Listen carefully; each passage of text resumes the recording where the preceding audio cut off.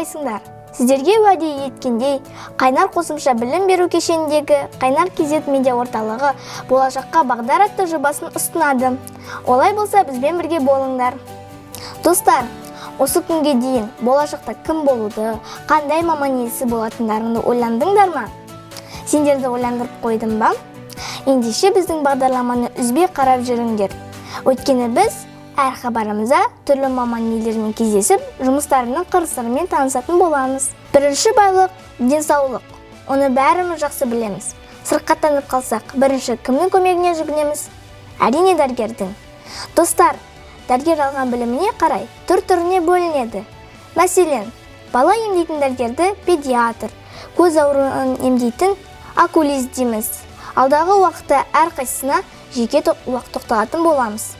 Ал бүгін сендерді тіс ауруын емдейтін стоматолог дәрігерімен таныстырамын. Ендеше біз бастаймыз.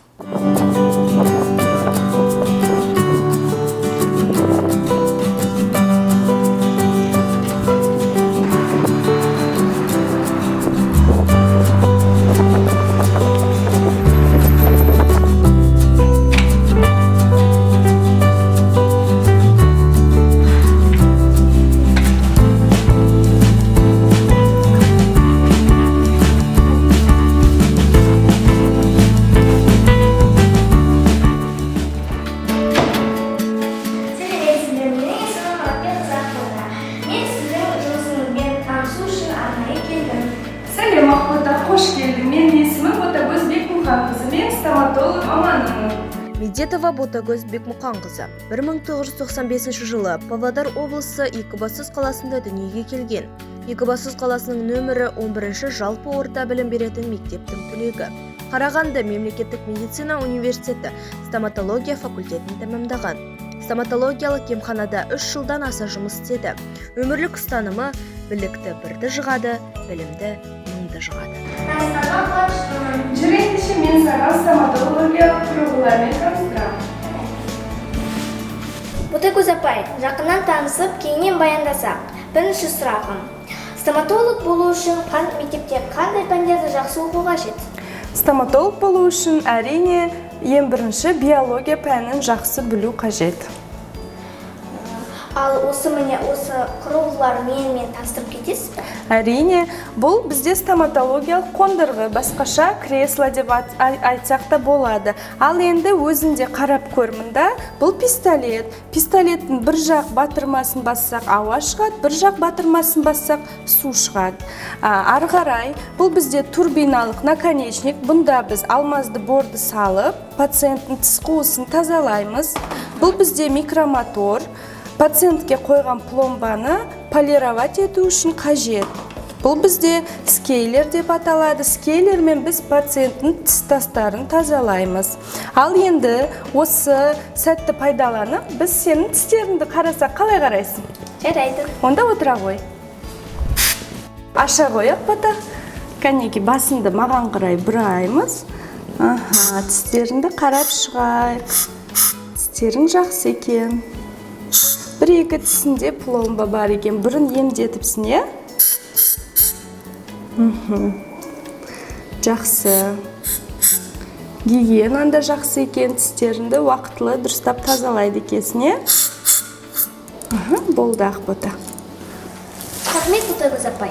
Апай, балаларға да айтыңызшы, тіске қандай күтім жасау керек?